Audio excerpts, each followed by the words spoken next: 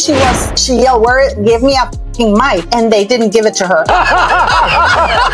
So like, picture this. Harry is up there all straight, trying to look super important, and he is giving this speech that you can totally tell he practiced a bunch of times before. And there's this guy with the purple jacket is trying to block her from going on stage. And OMG, everyone in the room is staring right at him like not a single blink. The whole vibe is super stiff and fancy, like everybody is trying hard to act all serious and respectful. And she goes around him, she even ignores him. Wow. She ignores the guy. Again, I have to be careful what I say. Then out of nowhere, Meghan just walks right up on that stage like she owns the place. No signal, no invite, nothing, and the crowd is like frozen, holding their breath, wondering what on earth is about to happen. Now, Harry has full control of the mic. When Meghan walked on stage, she could have said, oh, here's my wife, and hand over the microphone. Did he do it? No. Everyone is just staring in total shock, like mouths almost open, because they know this is the kind of drama no royal statement is ever gonna tell the truth about. It is literally Harry and Meghan having their clash right there in front of everyone. This guy right behind Harry, the same guy that rejected to give her the mic last year, is looking at her and he doesn't care. For the longest time, the story was always the same. Like Harry would step back so Meghan could have the spotlight, and he was always the one making space for her to shine bright. Like I curtsied as though I was like, pleasure to meet you, Your Majesty.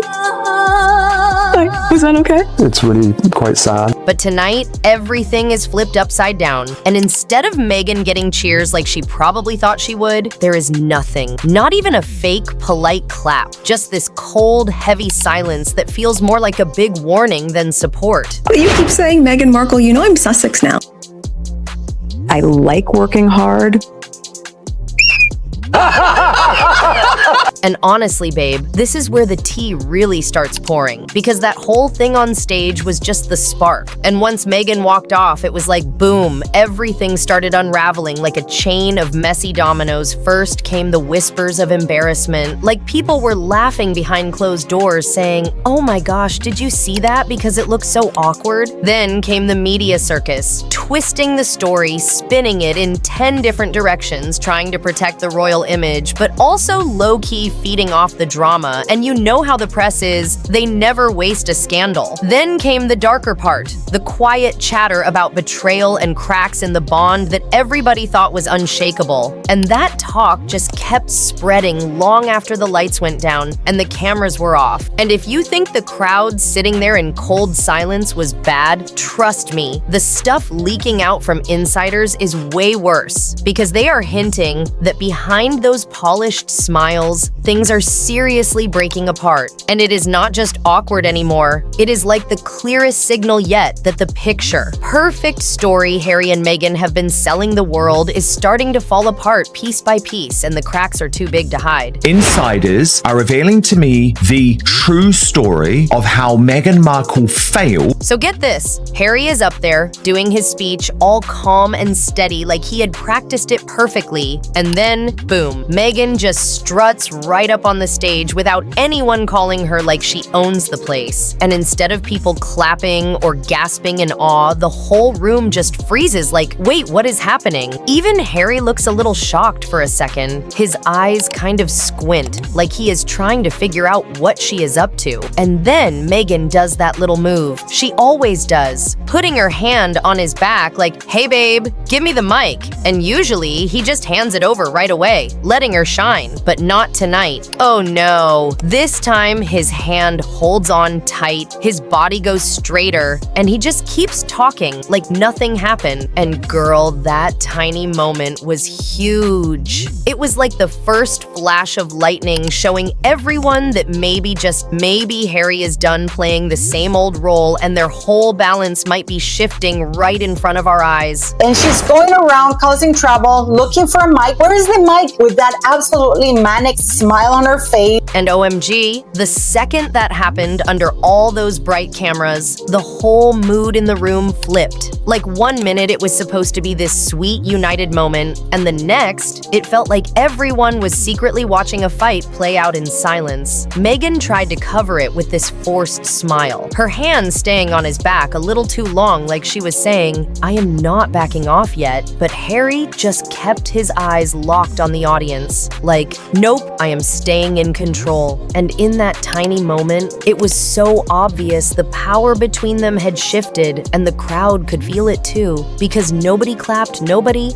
laughed, nobody even whispered. They all just froze in this heavy silence that felt louder than any boo could ever be. Meghan stood there waiting, so sure someone would break the tension and cheer her on. But nope, the seconds dragged by like forever, and Harry just kept speaking, like nothing awkward was happening while Meghan lingered right there in the spotlight, waiting for something that never came. See, there's Harry telling her to back off. You see his hand here, below his big face, pointing at her, telling her to stay back. And you know what made it even more brutal? The crowd was not booing or yelling. They were just flat out indifferent, and in the royal world, that is like the coldest rejection ever. So with nothing to grab onto, Meghan shifts a little, looks at Harry, and then slowly walks back off to the side. And even though the stage is only a few steps away, it feels like the longest walk of her life. Each step looking like she is giving up, while the crowd silently makes it clear they are not on her side. People later said the air felt like ice. Everyone knew something had gone really wrong, but nobody dared move. And the worst part is that exit was not planned. Everyone knew she was not supposed to be up there. And yet, the silence was only the start of the embarrassment. Because by the next morning, poof, the whole mess had been scrubbed clean. The big outlets never showed the raw clip. Instead, they tossed out these pretty pictures with Meghan smiling like a queen and Harry right beside her, all polished and perfect, so anyone just glancing would think, wow, what a power couple. When in reality, the real footage told a totally different story, one that got sliced out and replaced with a glossy fairy tale. It is absolutely disgusting, this woman, in my very humble opinion, and that people are still not getting it. It's beyond the pale. So babe, here is where the tea just explodes, because social media was not buying the shiny fairy tale at all. And out of nowhere, these raw clips started popping up on every feed and every platform showing the real thing. Meghan stepping up the crowd, going dead silent, and Harry holding that mic like, nope, not today. And these short little videos just blew up like wildfire, millions of people watching, sharing, commenting in hours. And suddenly you had two totally different realities. One super polished version on TV, all smiles and harmony, and another one raw and unfiltered online, screaming awkward tension, and everyone was like, whoa, what even is the truth? Critics were dragging the press saying, oh, they are protecting Meghan from a huge PR disaster, while her fans were shouting back,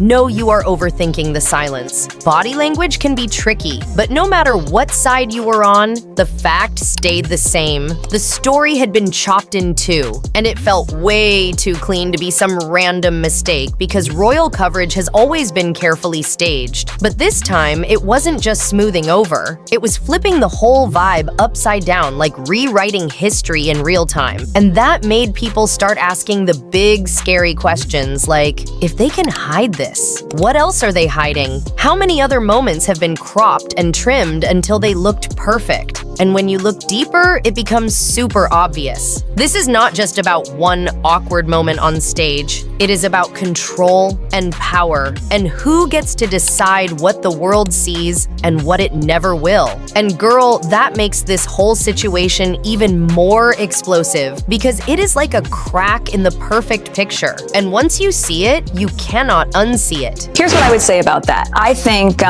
it's very important to shift this idea that play the opposite and make sure you can be taken seriously. My point in all of this is that no matter what you look like, you should be taken serious. So here is the thing. For years, everyone saw Harry as the guy who bent over backwards for Meghan, always stepping aside so she could shine. But in that one tiny moment on stage, he drew a line in front of thousands. And that little refusal felt huge, like a spark of resistance. Not just about their marriage, but about how the whole world now looks at them, and it gets even messier because Harry's royal status is so confusing. Like, officially he lost some titles and duties, but then at fancy events, they still roll out the red carpet and call him Prince Harry. Like, he is still a full royal, and that mixed signal puts him in this weird limbo. Not all the way in, not all the way out. And standing next to him, Meghan ends up looking even more like the outsider pushing to get back into the spotlight, and insiders gossip that this whole blurry situation is not by accident. The palace is keeping things vague on purpose, dangling the royal tag when it helps and yanking it back when it doesn't. So the Sussexes stay in the headlines whether they like it or not. And honestly, that stage moment just made the tension louder because Harry standing his ground raised the big question without anyone saying it out loud. Is he starting to lean toward the crown instead of Meghan? Or is he just done with always being the one overshadowed? Again, I have to be careful what I say, but that I won't be able to show, my children my home. So at this point, the cracks are way too big to hide anymore because behind those glossy photos and fake smiles, the real fights are not even about who gets the mic. They are about family and the future, and people close to them spill that Harry really wants his kids to taste some of the old royal tradition he grew up with. Like, he has even talked about Eton, the super fancy school where generations of royals went, and he pictures little Archie walking the same halls he once did for Harry.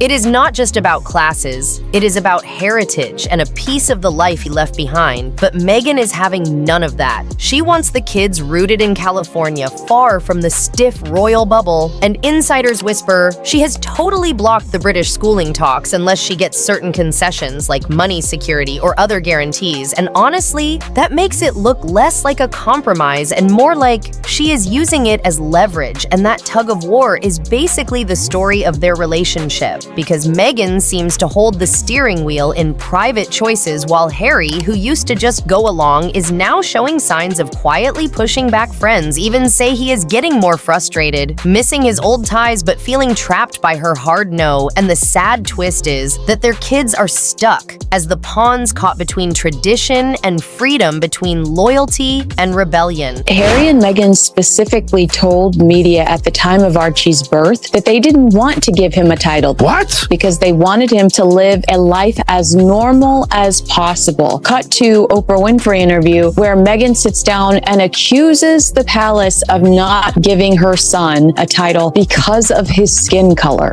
That was so damaging for the royal family at the time. But apparently for me, that doesn't matter. And here is the real twist. Because while everyone else was just gossiping about the mic snub people close to the couple, swear the actual power battle was happening way away from the cameras. Like, if Meghan's bold walk on stage was shocking, what came after was honestly brutal. The organizers quietly made changes, and suddenly she was no longer center stage. Instead, they put her in a side seat just close enough so the cameras could catch her, but far enough that everyone understood she was not leading anymore. And no one had to say a word because the message was crystal clear. Her role had been pushed down, and to make it worse, the glamorous gown that was supposed to wow the room looked weird and unflattering under the harsh lights. People online were quick to call out how tight her smile seemed and how stiff her body looked, while Harry went on mingling with guests, acting relaxed. She sat there clapping at the right beats, but not really part of the flow for someone who built her image on being the one in the spotlight. That cold silence from the crowd and the way the organizers treated her landed like a quiet humiliation, and critics were ruthless, breaking down every little thing: the laugh that looked forced, the awkward posture, even the sparkle of her jewelry being described as a shadow of old glamour instead of true dazzle. And sure, her fans tried to spin it as just a small oversight, but those who were actually there knew this was no accident. It was a subtle but devastating shift in how she was being presented. I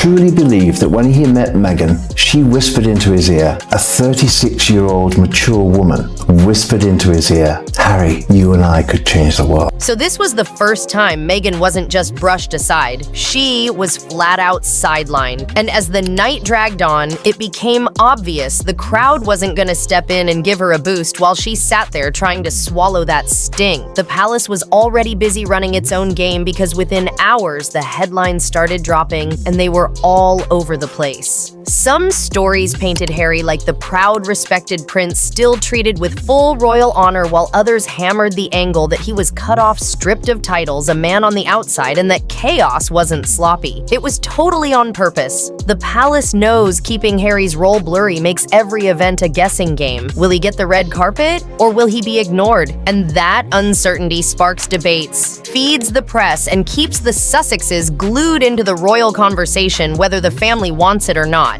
And in all of this, Meghan becomes this double-edged sword because on one hand, she brings global buzz and endless clicks. But on the other hand, every little misstep she makes instantly explodes into headlines, and critics say the palace has learned from old scandals. Instead of kicking the Sussexes out completely, they keep them dangling just close enough to stay relevant, but far enough to never have real influence. And honestly, it is the exact same play they used with Sarah Ferguson. Not fully in the family, but never totally free either. Harry came from this very busy world of the royal family with lots to do. Even in his spare time, he could play polo and do whatever he wanted. He sat in Montecito, twiddling his thumbs, thinking, what do I do next? What is my role? Where is my work? And girl for Meghan, this whole blurry status is like a total nightmare because it means every single time she shows up, people zoom in on every move. Every rumor gets blown up 10 times bigger. And for Harry, it feels like a prison of confusion stuck between not being free of his royal past, but also not fully welcomed back into it. And together, they are trapped in this endless loop where the palace and the media keep cashing in on their drama while their image slowly falls apart piece by piece. And then that one stage clash just made everything spin out even further, because what should have been a normal, boring speech suddenly flipped into a public turning point with Meghan stepping up like a surprise plot twist, Harry refusing to hand over the mic, and the press rushing to cover up the awkward truth, and all of it exposing cracks that were never meant to be seen. And honestly, if this is how raw and messy it gets in front of the cameras, just imagine what is going on behind those palace walls, because babe, this story is not done yet, not even close. And the next part is even crazier because there is this hidden family twist about Meghan that left Harry totally shocked. And trust me, you are gonna want every single detail. If you like this video, subscribe to the Taylor Tells All.